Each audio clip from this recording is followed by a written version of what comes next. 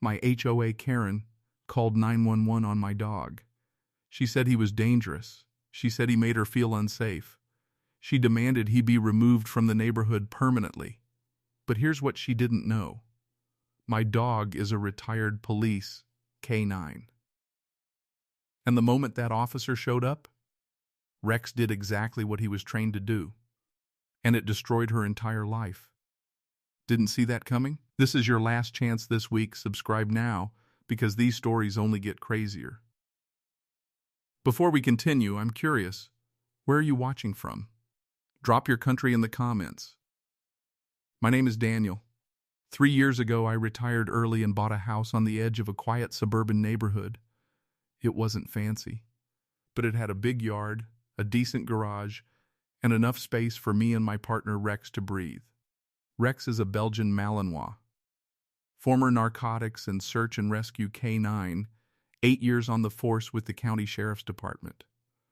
When his handler retired, I adopted him. He is, without question, the most disciplined, gentle, and loyal animal I have ever known in my life.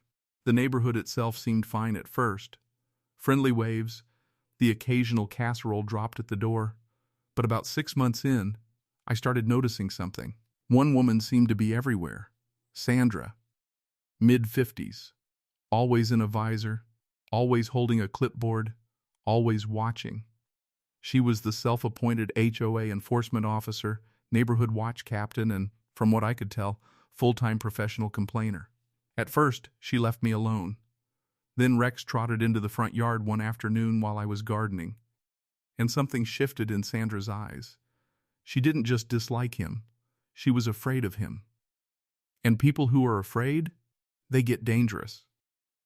The first complaint arrived 2 weeks later. A formal HOA notice. Rex had been seen unleashed in the front yard, which was fenced, and Sandra deemed this a violation of community safety standards. I checked the HOA bylaws. No violation. I wrote back politely and said so. She escalated. Over the next 4 months, I received 11 separate complaints. Rex was too loud. Rex's presence was intimidating neighbors during their morning walks. Rex had allegedly growled at Sandra's friend, which was physically impossible because Rex had been at the vet that entire day, something I documented and submitted. She didn't care. The complaints kept coming. Then came the petition. 14 signatures, calling for Rex to be removed from the neighborhood entirely. I recognized 3 of those names as people who had stopped to pet Rex and told me how beautiful he was. I was furious. But I stayed calm. I hired a dog behavior attorney, got Rex recertified as a non-dangerous animal by 2 independent evaluators, and submitted everything to the HOA board. I thought that would be the end of it. I had no idea it was just the beginning. On a Tuesday morning in October, I was drinking coffee on my porch. Rex was lying at my feet, completely still, watching a squirrel with what I can only describe as professional contempt. And then Sandra walked by on the sidewalk with her phone to her ear. She looked directly at me, looked at Rex, and said, loud enough for me to hear, "Yes, I'd like to report a dangerous dog. He's off leash and threatening residents right now."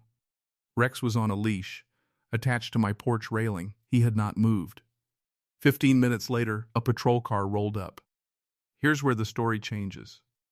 The officer who stepped out was a tall guy named Deputy Carver. He walked up to the porch, took one look at Rex, and stopped completely.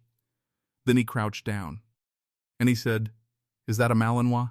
I said yes. He asked his name. I said Rex. And Deputy Carver's entire face changed. He said, "Not Rex out of the county K9 unit?" Handler was Jim Briggs. I stared at him. I said, "Yeah. How do you know that?" He said, "Because I trained with Rex for 2 years. That dog found a missing child in a drainage ditch in 2019. He's basically a legend at our department." Sandra was standing on the sidewalk, watching this, clipboard in hand, mouth slightly open. Deputy Carver stood up and looked at her complaint sheet. He asked Sandra to describe the threat. She pointed at Rex, who was now sitting perfectly still, ears forward, watching Carver like he recognized him, which, honestly, I think he did. Carver looked at Rex, looked at Sandra, and said, "Ma'am, this dog is a decorated law enforcement animal. There's no violation here." Sandra's face went red.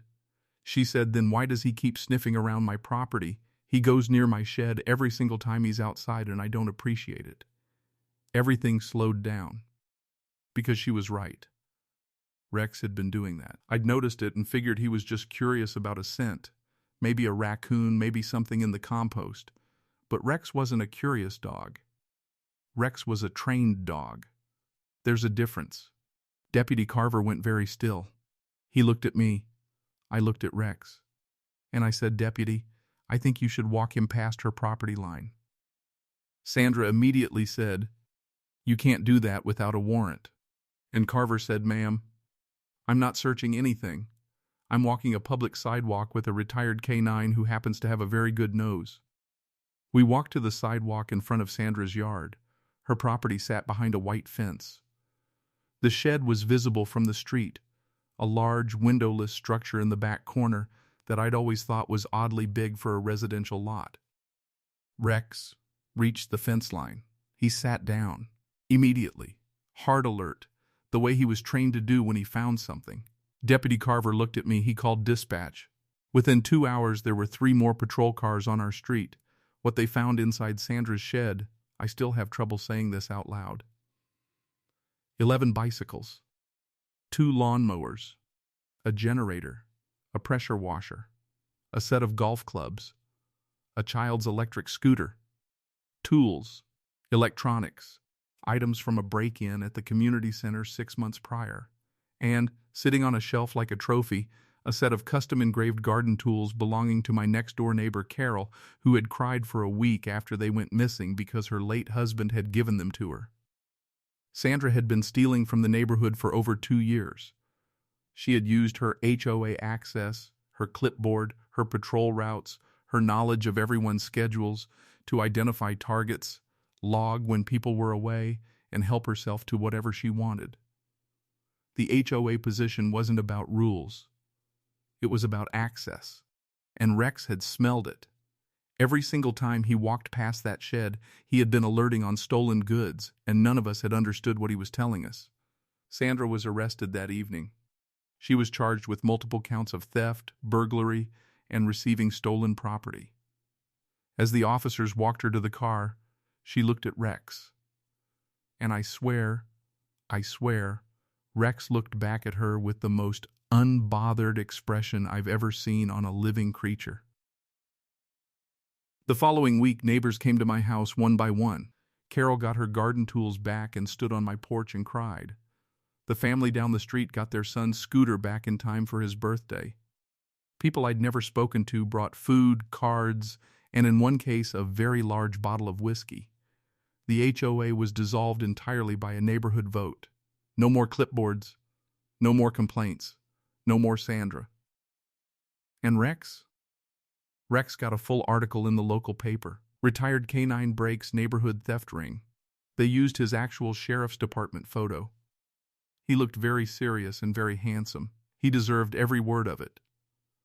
The woman who called 911 on my dog to get him removed from the neighborhood, she accidentally handed a retired police K9 the one reason he needed to do his job one last time. Never underestimate the dog. If you made it this far, you already know. Subscribe, because next week's story makes this one look calm.